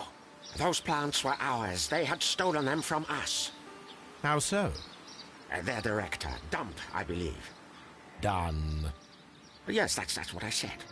He borrowed from us 3 of our sisters for the exhibition at his greenfly-infested gardens. But he never gave them back to us. Excuses and imbecility. So we went in and saved them. I see. So, if you stole those rare plants from them, then it means... Ah, I get it. Bravo, Holmes. I think the case is solved. No, we did not steal. We saved. Well, as a matter of fact, we were unable to find our 3 plants. I beg your pardon. yes, And yet you took all of the exotic plants from the stand. They had disappeared. It was the least we could do. They stole our sisters, and so we stole theirs. Well, we will leave you to your meditation. Yes, I think we'll finish this another time, so thanks for watching, I'll see you next time, bye-bye.